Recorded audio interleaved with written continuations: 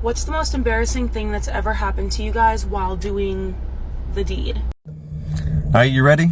Because I'm going to tell it. Make sure the kids are out of the room. Make sure you're not eating anything or drinking anything at this time. All right? Told you. Warned you. Let you know.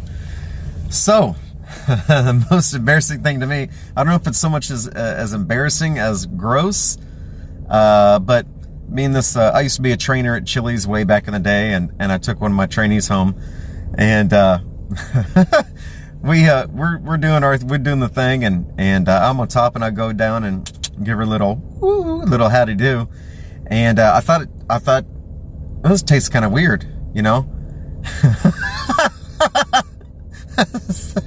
I don't know why it didn't dawn on me, but I was like, oh, that tastes kind of weird. All right, whatever, you know. And came back up, gave her a kiss, finished up, and you know, did my thing and laid it down. Anyways, so I went to the bathroom, just stark naked, walking in the bathroom, all proud of myself, like, yeah, boy, laid it down.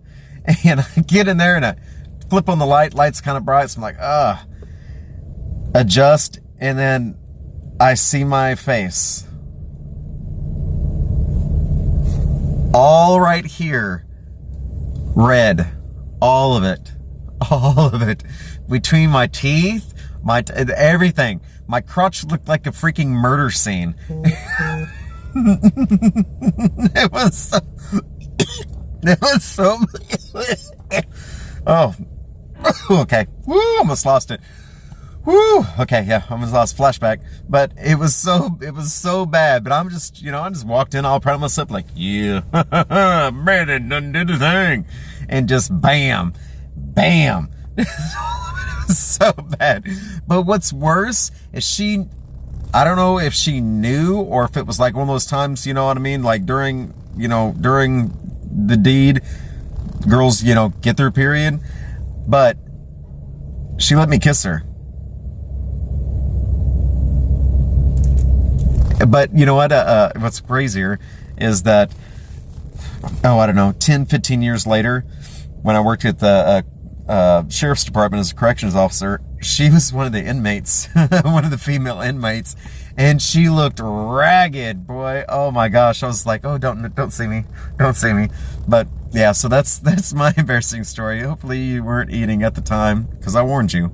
The time of how me and my husband doing the deed almost unalived our dogs. To set the scene, my husband and I are newlyweds at this point, and we had just moved into a house. And this was the first time that we did not have an apartment-sized shower. I'm gonna fast forward the story a little bit. So we get out of the shower and enter our bedroom, where we find empty chocolate wrappers on the ground. Instantly, I'm panicking. And I'm not that worried about our 75-pound golden retriever because she's ate a hammer before. However, this was the day that we brought home our 8-week-old golden retriever puppy. I start crying. My husband and I just start throwing on clothes, literally soaking wet. If you think this is the part where I almost unalived my dogs, just keep watching. So I'm sporting his 2XL sweatshirt and a pair of 2XL basketball shorts, and shoes weren't a priority at this point, so I just ran out the door. Isaac starts driving towards the city, and I start Googling 24/7 emergency vets, which were hard to find because we lived in a very small town in Indiana. I am having no luck at this point. So Isaac pulls over and starts Googling, and apparently he found luck because he calls up some random number on the phone. A man answers, and Isaac just starts blabbing out all this information. Our dogs just ate chocolate, we're freaking out, we have an 8-week-old puppy, we're so worried, can we come in? So the man that answered the phone was like, oh my goodness, yes, come in right away, I'll be waiting for you by the front door.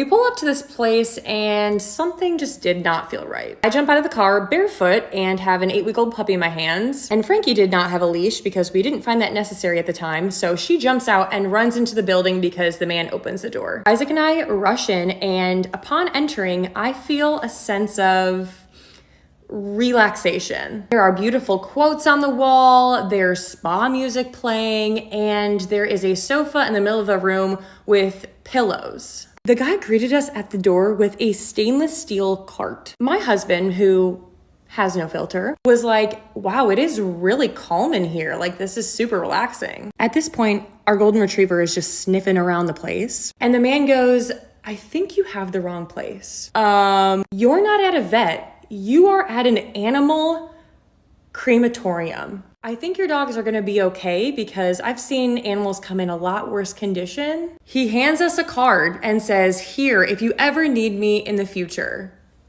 And that was the last time I ever ate chocolate. What's the most embarrassing thing that's happened to you during the deed? I took my oversized t-shirt off and his eyes visibly winded at my weight. I've lost 20 kg since. No. I've lost 20 kg since. He nutted in less than a minute. When I walked out the room, my sister thought I forgot something.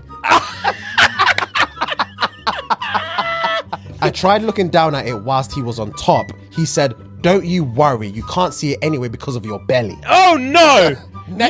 Next one. Banging on the back garden swing. Her dad was washing up in the kitchen and knocked on the window. No! Can you imagine? I couldn't. I actually couldn't. He whispered, "This is my swamp."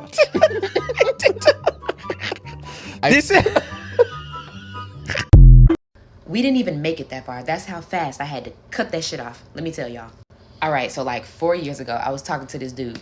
We had been talking for like 4, maybe 5 months, and we didn't do nothing. Like, we didn't kiss, we didn't hug. If we did, it was like a cute little side hug. So I'm saying all that to say the tension was high, okay?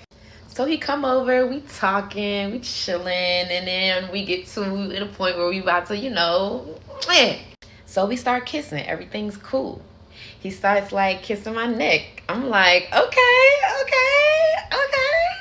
After he's kissing my neck, he's going down, and naturally, it would make sense to go here, right? It would make sense to go here, right? No. This man starts to go here and starts full on making out. No, not making out.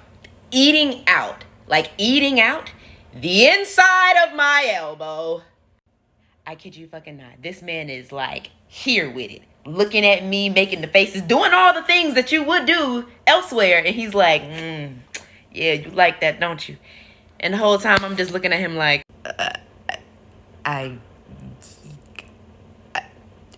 yeah. Like, I don't even know what to say. Why are you eating out the inside of my elbow, sir? I was just like, I gotta get out of here. Like, if this is where it's starting, I have no desire to ignore this pile of clothes. I'm about to fold them. But I have no desire to figure out where it's going. I don't want to do this anyway. I had to make up a lie. I just immediately said, you know what? I think I have to go. No, I know I have to go. All right, this was my house. I had to get out of my house. I'd be like, no, I gotta go. So that means you gotta go. That means we have to leave right now. So, I mean, I don't really know if that was embarrassing for anyone else, but it was embarrassing for me because I had never been in that situation before. You know how awkward it is to wipe up your elbow of someone else's spit?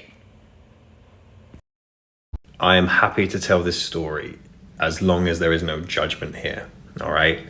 No judgment, it was an accident, I'm embarrassed about it, okay, that's the end of it.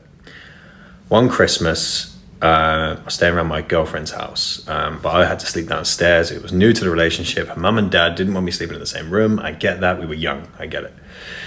So I thought, I better, be the typical guy, maybe go upstairs, sneak in on her, it'd be fun, it'd be cute, and surprise her and maybe get a little kiss just before Christmas started, right? Passionate, cute, right? Romantic. One thing led to another. We got down to it, but I only found out at the end it wasn't her, it was actually her dad. So, yeah, that was awkward. Great Christmas though, really friendly family.